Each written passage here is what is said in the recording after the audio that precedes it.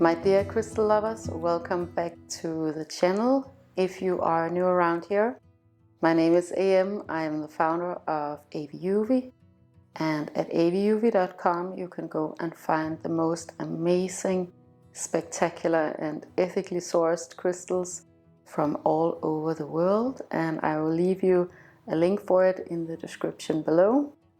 Today is going to be a different kind of video. It's not going to be about crystals.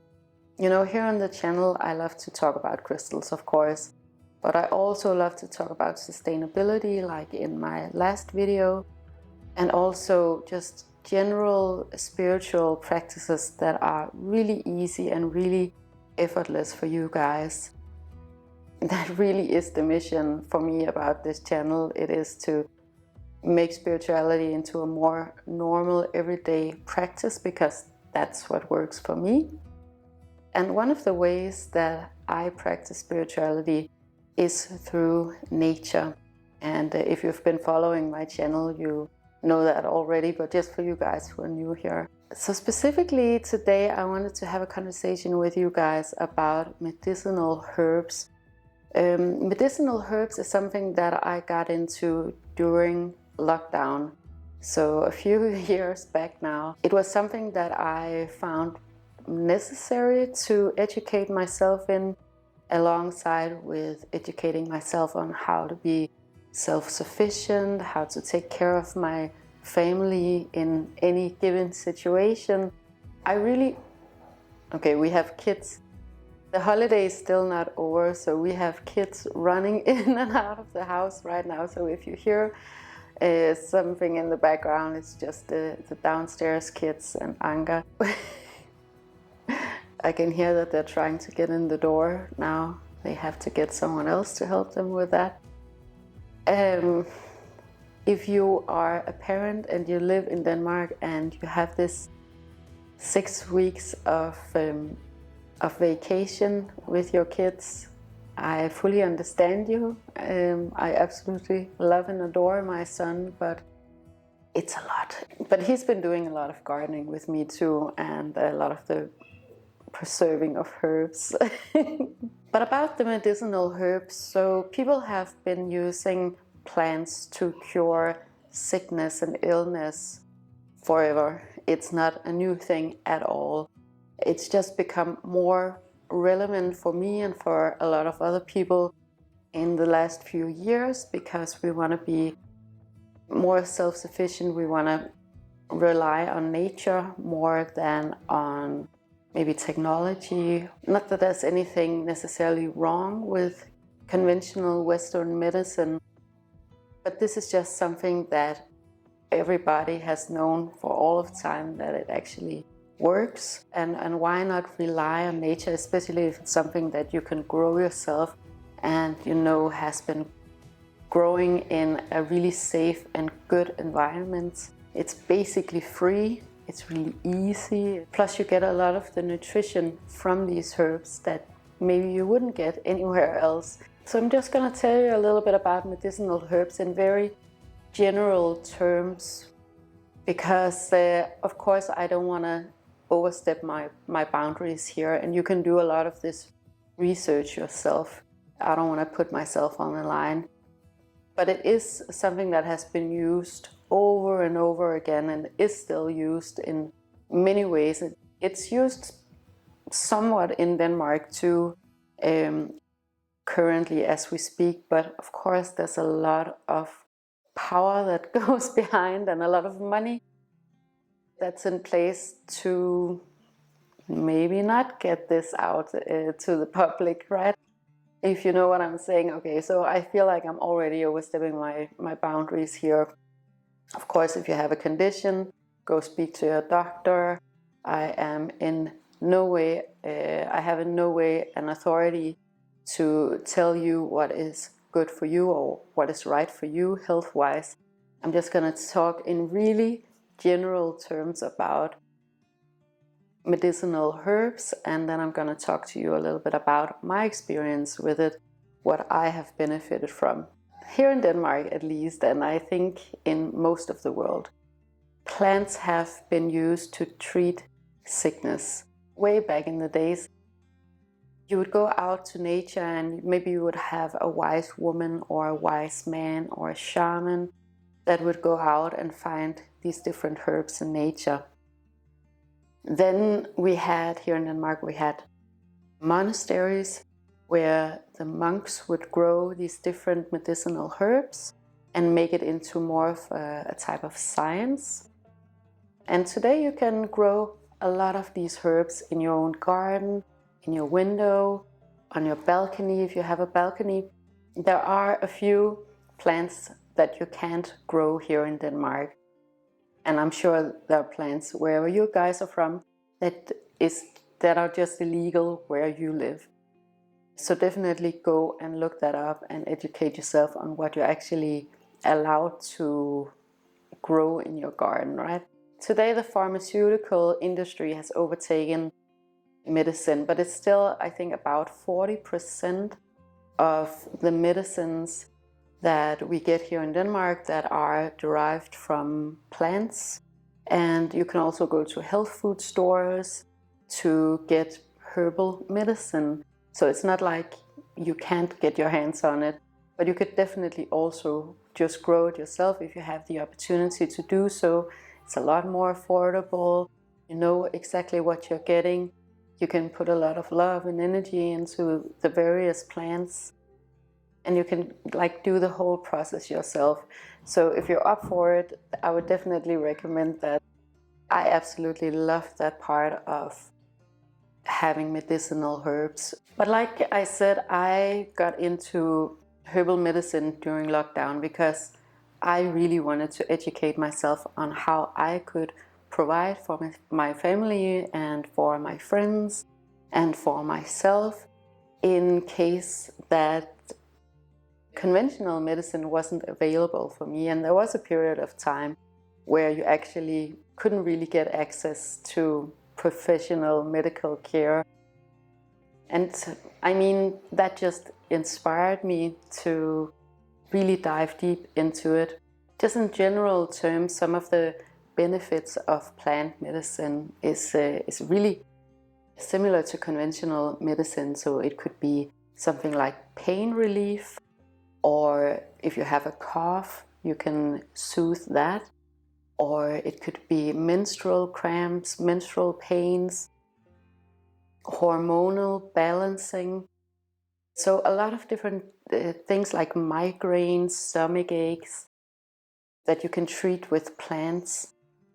I know we are really detached from nature in our everyday life. We live here in the city, we live in the middle of Copenhagen, and we are pretty detached from nature and from all of the abundance and the richness that nature has to provide us with, and to all of the abundance of nature, really, right? I think it's a really good time also right now to look into more of these things and how you can be more self-sufficient.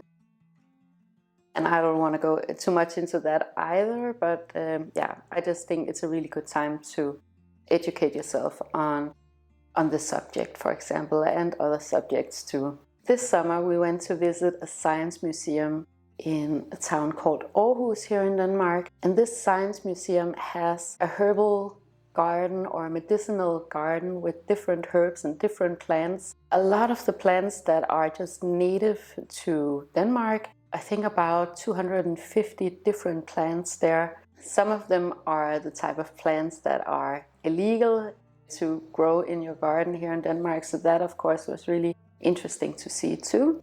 But a lot of the plants are plants that you would find out in nature, that you could have in your garden, that you could have in your window. So of course it was really validating and very interesting for me to see a medicinal garden in a science museum, because it is an actual science. It's not a pseudoscience like astrology, and to some degree also with crystals. This is an actual science. Some of the plants that they had are also plants that I have in my garden and that I've brought back here to Copenhagen to dry. I love drying my herbs just because it preserves them and I can use them all through winter. The first one I have here is lemon balm. And lemon balm is a really lovely plant. It's a type of mint, but it has, of course, this lemony kind of taste. It's really good in, you know, food and drinks. But it's also a really soothing type of herb in my experience. So what I do with something like lemon balm is that I dry it out and I use it for tea. It's very relaxing for me, de-stressing and calming. So it's a great herb to have around at night time, for example, if you want to make a herbal tea. I think also with lemon balm it's sometimes used for stomach aches. Generally that's what you would use a mint for. But all of these herbs have so many different beneficial properties. So I would definitely recommend that you go and check it out for yourself. So this lemon balm I got from just a regular garden center. So it's really easy to get your hands on. Then of course we also have a whole lot of mint. This is Moroccan mint. Again, I got this, I think I got 3 little plants from a garden center and they've just grown exponentially, so you have to be careful with that. These you've probably seen in the videos before because I have a lot of these. I love to dry them out. I use them for tea. Really good at nighttime, really refreshing too, and if you have a sore throat you can definitely use it for any kind of drink. It smells wonderful. They do tend to get a little bit milder when they're dried out, which means that you can just put a lot of it into a tea, for example, or a drink. So much of this stuff, it is like the most abundant type of herb that you can grow in your garden. You have to keep it pretty contained because otherwise it will be completely invasive. I don't mind because I love this herb. Yeah, so it's also, I know, used for digestive issues. I haven't used it for that. I've mostly used it for relaxation, stress relief, getting a good night's sleep. So I can only, you know, recommend that. Such a wonderful plant. I really hope you can hear the video for all of the noise in the background. Of course, I love having everybody around, but I just know that these little voices, they go straight into the microphone. This is Tarragon, and Tarragon, again, it has a lot of medicinal benefits, and look it up for yourself. Personally, I really love the taste of Tarragon, both fresh and dried. So it's a really easy type of herb to incorporate into my everyday life. We use it for dips and sauces and a lot of different things. So I would really recommend this, and this one, it really grows exponentially too. This is a French Tarragon. I think also I just got it at a plant store or something like that, or even at a supermarket. But it thrives really well in Danish weather. By the way, it has been raining non-stop for such a long time, and I know, like in the last video I told you about how much I love the rain and the thunder, but I have to say now I'm pretty much over it, so I would like to manifest some sunshine here in Denmark. So then I have this is sage, and again, it's one of these multi-purpose herbs that are just great for a lot of different things. They're great for cooking too. So this is also one of these multi-purpose herbs that you can use for a lot of different things. What I use sage for is I use it in cooking because it tastes wonderful, but I also bundle them up and dry them and make these bundles of dried sage that I use for cleansing, for ceremonies, or I use it for like transition phases, so the equinoxes and the solstices. I bundle them up and let them dry for a pretty long time. Then I light them on fire and I go around the house and let the smoke get into all of the corners of the house. I don't think there's any scientific significance to that, and that's not why I do it. The reason why I go around cleansing and saging my home is because for me it's a mental practice more than a spiritual practice actually, because it tunes me into this transition, that this is a transition phase. If, for example, it's equinox or solstice, then I know that I'm going into a new phase, and it's more symbolic and ritualistic than anything else. And I have a lot of time. I have more than this, and that's a good thing, because thyme is actually a herb that I really also enjoy eating. I think that's like the common denominator with all of these herbs. It's something that I actually really enjoy. Thyme is something that I would use medicinally for sore throats. So these I'm gonna dry and I'm gonna save them for winter, and I'm gonna use them in soup. You can also use it in tea. My mom uses a lot of this in tea in the winter months. And they have, just in general, they have a lot of medicinal purposes and benefits. So you can't really go wrong with herbs like these. Then we have rosemary. So this was a plant that these are branches from a plant that I got at a gardening event. And I've been really, really happy about it. It's such a lovely herb. It's very versatile in cooking, and it has a lot of medicinal benefits. I think actually it's one of the plants that have been used in medicine for the longest. It's really awesome. And you can eat them fresh or dry. Great for any type of cooking. So I really just wanted to encourage you guys today that if you want to get your feet a little bit wet and get into medicinal herbs, go and research it for yourself. There's a lot of books on the subject, and there's a lot of resources online with people who have been doing this for a lot longer than I have. I just chose, the most general kind of herbs, the easiest kinds of herbs. There are a lot of herbs that I can't get here in Denmark because they just don't grow here or they don't thrive here. So it might be completely different in your local area.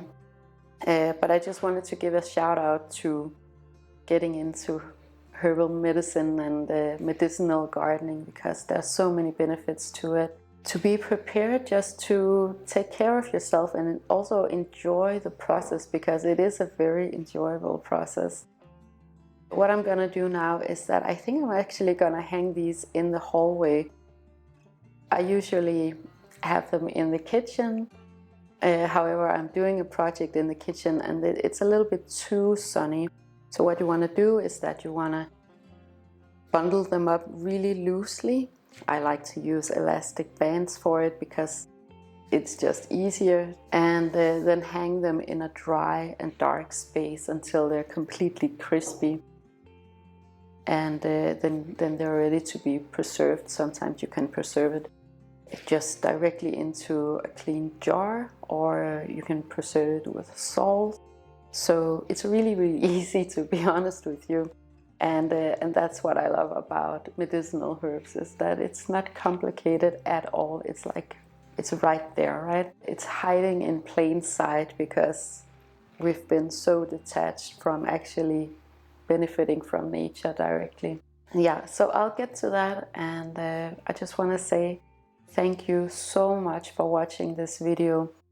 If you enjoyed it and you would like more of this type of content, this casual content about spirituality and health, mental health and spiritual health and physical health, make sure to like, share and subscribe. It helps me to know what you guys want me to talk about, but it also helps others to find this content if that is what they're looking for. I want to wish you the most amazing day with so much love to you and to yours.